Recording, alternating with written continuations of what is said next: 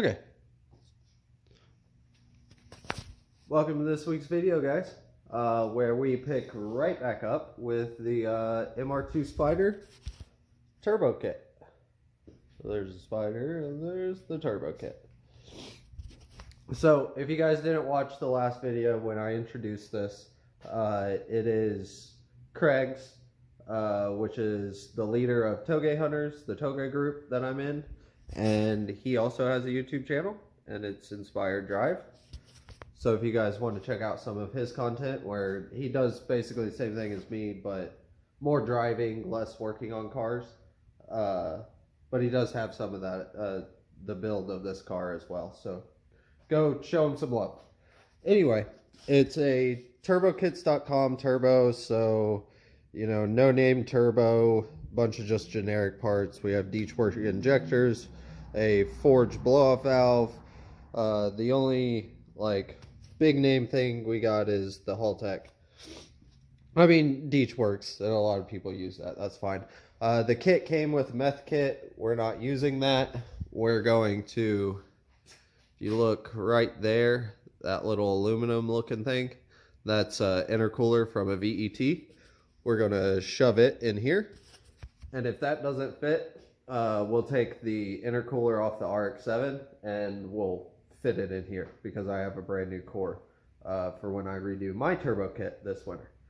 Anyway, right now we're in the stage of tearing everything out. So I got the battery out. There was an intake from the throttle body right here to a big ass filter here, which we now have removed there. So next we have the header system that comes out, and I have to unbolt it 2-piece. So it wants me to unbolt these 3 bolts, and then there's 2 bolts connecting it to this big ass muffler. So we'll drop the Y section first, then we'll unbolt the top header, and then take out this massive muffler system. And then we'll really see how much room we have, see if we can use that intercooler if I have to use mine off the 7. So let's get to it. So it's been 1 more hour. We took the full header and exhaust system, so the big ass muffler's gone. The heat shields that we're covering are gone. So you can see the carnage of what I've taken off so far. So now the next thing we need to do is go up here, unplug all these injectors, and then unbolt the fuel rail and put the new injectors in. So I went and had some quick lunch and came back, unbolted these 2 bolts, one here and one back here, unplugged the injectors and pulled them out. It's a little tight in there, so when these don't come out, because you got to go way down in there, and from this you can barely even reach. Anyway, I was able to undo it without undoing the fuel line itself. Thankfully it's a little maneuverable, so pretty easy. It actually was a lot easier than I was expecting, so that's good. We'll wait for something else to be a pain in the ass. So we've got the new injectors right here, the Touge injectors, and we're just going to use some of their super lube to lube it up, and we'll drop them in and get it put back together. Okay, we got all the wires soldered. When you do this, you want to cut it staggered, so one's here and one's there. That way, even if it ever rubbed through the heat shrink, bare wire would never touch bare wire. So you do all of them like that. You can see solder, and then right after that is the other solder junction, so they'll never touch. But those are all in. Got it tightened, and like I thought, they won't come out. So technically you'll have to loosen the fuel rail to undo these, which not a fan of. But are you guys ready? There's a turbo. Dude, this thing's so fucking cool sitting through here. So now that we did the hard / easy thing, because there was no fab work for that, now we put the turbo on, and now we get to see where our feed line, our two coolant lines, and the drain line are going to go. So Craig is going to bring me another oil pan so that I can tap it, and I'll probably weld so there's no possibility for leak. The drain line tube, technically. But now that we have the turbo and the turbo manifold on, which it's just held on by 2 bolts, one here and one back there, we need to put the downpipe on and see where I want to go with it. I think also now's the time to cut all these tabs off. Then that way we'll really be able to put it in and kind of see where everything's going to sit. Okay. So that is where they want it to sit. You can see it's still a monster of a piece. Instead of it going straight down, they have it coming out and up. Way up here, and then curving back down. And then it will connect here into the straight pipe and the tip that kicks out that way. So if we leave this here, you can see how tall it is. The intercooler won't fit. And I'm running an intercooler on this. So what we need to do is cut it here, put a 45, maybe even a 90, or like probably 45. Anyway, kick it back down here so it'll come out, up, down, and then kick it around and have it come around. So we'll have to cut this piece off, re-weld it, probably shorten this piece as well, because if you see, it's a 90 and then a straight and then a 90. So I can take probably 2, maybe 3 inches out of that. So then we can bring this all down. Because the intercooler, I want it to sit kind of like a 45-degree angle, kind of touching the bash bar, running up to about right below here, kind of. But we don't want the heat just rising up onto the intercooler as well. So we want to get this as low as possible. I really wanted that to go straight down and go underneath the cross member. But for whatever reason, they didn't do it. Okay, final update of tonight. And I can say I finally kind of feel like an official YouTuber now. Because I just worked all day on a fucking car. I have to go home, edit all the footage I've had for the past 2 weeks so I can upload a video, so I can get rid of some of the memory on my phone so I can continue recording. So last time you saw it was what they had built, and I have since changed it. Okay, it's the next day, and I have decided to start on the water and oil lines. Just a little update. We got both of them ran. So I forgot to show you, but I figured out where I wanted the routing for the pressure line to go. So we took the turbo and the turbo manifold off because all the mock-up is done, and I can actually bolt the turbo on permanently and then bolt the manifold on permanently, so we can get that out of the way.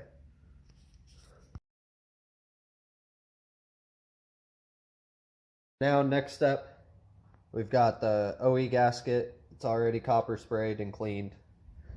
I've sanded this down, as you can see. Very pretty. There's no nicks or scratches in it anymore. So hopefully we get a good seal. I lied. I forgot the vacuum source to the wastegate. You always want to do on the compressor housing instead on the manifold. Again, the kit supplies this hose, and you can see even before I install it, it's almost all the way broken. You don't want to use non-reinforced hose for wastegate lines, because it will crack like that and create a boost. So what you want to do is grab one of these hoses that's reinforced so it won't crack and create a vacuum leak. So we're going to install that real fast and then put the turbo on the car. Okay, last update for Sunday. We fit the filter where they wanted it, and a silicone coupler 90 goes right here, and it literally sits here, and sits up here. So I couldn't run the factory TRD cross bracing, which is really important. Not being sarcastic, like it ties everything in. It's a super rare part, but anyway, so I think instead of putting the filter down there, we'll actually come back here and put it in this little corner. I think there's going to be plenty of airflow in here that, unless he's sitting in traffic, bumper to bumper, which this is Tulsa, that's not really how it works most of the time. He'll be fine. We shouldn't heat soak. And I plan on still putting this heat shield here, but kind of just notching it out for the 3-inch that goes in there. We have the turbo permanently bolted on now. I got both AN water lines, the banjo bolts, and again they go down and then they come up. One goes in the throttle body right there, and one goes into a water neck, or in the head right here that you guys can't see. I put a vacuum block. I see why they included it now. This is a breather that went to the top, but this is going to be positive pressure now, so you want to delete that. This still would have had to been capped off, but the cap they supplied is not reinforced and it's too small for this. Then you have another line right there, which pulled vacuum for this crankcase. We're going to just leave this open now, and then I'm going to cap that line. And then finally, this third line ran to a one of the EVAPs, so we're going to use that as our vacuum source. So we're going to run that up to this using a push lock AN fitting, and then this vacuum line will be the blow-off valve, and this one will be the map signal going to the Haltech. So I just need to go buy some plugs for the two sides. And even though there's only one bolt in it, it ain't going nowhere. So that's pretty much the main progress for today. Doesn't look like much, but I figured out a lot of things. Need to go pick up some more parts. Also, I went to install the Haltech and realized Craig has a massive sound system back here, and the ECU is, I think, right there. And this kit wants you to put all the ECU stuff where the amp sits. So we're going to have to figure out something there. First thing, I got to pull all that shit out, and I was not ready for that today, so we're going to save that for another day. Right now I'm about to drain the oil and then go shopping. So we'll let the oil drain overnight and come back tomorrow after work. There's something missing here in the shot. Oh, it's no oil pan. So you can see we needed to make or drill a hole in the oil pan to make a spot for our return line. So I've just taken the pan off, and it's down there, flipped upside down. So we're going to let it drain overnight, and then I'll come back tomorrow after work, and we'll drill a hole in it and weld a -10. Oh, I bet that was an attractive face. We'll take this, which is a steel -10. Technically it was a updeucer from a -8, but we'll take that. And then this is what the kit came with. which was a 1/2 inch, and now we're to a 5/8, which is a proper -10 line. So a little better flow, and we'll be able to use this braided cloth, which is steel, you can see in there, versus this, which you can clearly see how much smaller that hole is versus that hole. So probably, I would say 80% of what kills turbos is either oil flow or oil drain. So you need to get those proper. So we went around town and did the extra work, got the right fittings. Also, the kit gives you this brass tee for the oil line, oil feed, and I went and got a steel one because these brass ones will break right there. So you always want to go to your local hydraulic hose store. They'll always have fittings like this. So, pro tip. Okay, it's not going to be much of an update today, but you can see I've welded the -10 bung. Up there was fucking hard. I couldn't get my tungsten in there, as you can see, and my helmet kept messing up and wouldn't turn off, or turn on technically. Okay, so this is what they wanted you to put in there, and just tap it and put a lot of silicone. Like, the picture has this much silicone on it, it's crazy. So we've went to -10, where this is -8, and we have a -10 nipple to go on the drain of the turbo. We are still using 3/8 tap here, so the hole is still smaller than a straight -10, but having a -10 line on will definitely help.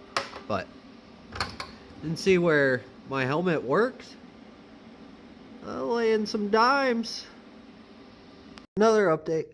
I apologize, there's not really another way to do this. There's too much stuff to do. But anyway, one of the things was, like I said, to have a drain plug. So welded that on, put the pan back on. Now I'm ready to make the drain line and route the feed line. And we're back. We've got the drain line installed. Let's just cut these zip ties real fast, huh?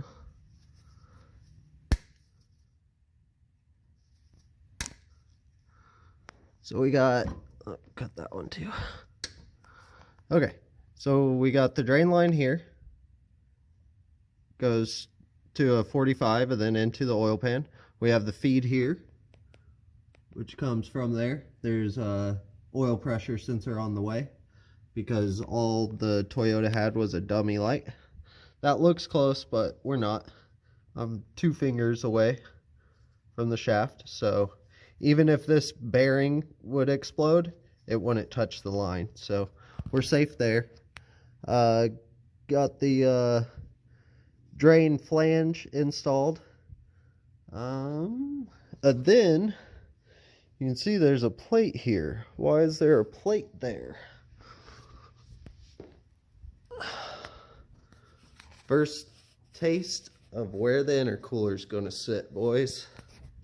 And look, it says fucking turbo. How cool is that? Can't see much, but anyway, I have it mocked up, so that's how it's going to sit. And it looks like we'll have plenty of room for the filter to go into there, and for me to do a little pie cut 90 to go from the turbo to the inlet. And then over here, it's 3" over there. I'm just going to make a cap and cap that. And then over here, the OEM blow-off valve fit there, which I actually use on the RX-7, but I don't have 2. Apparently one didn't come with it. So I only had 1, and the one I was using is this one, which is actually off of a R35 GTR.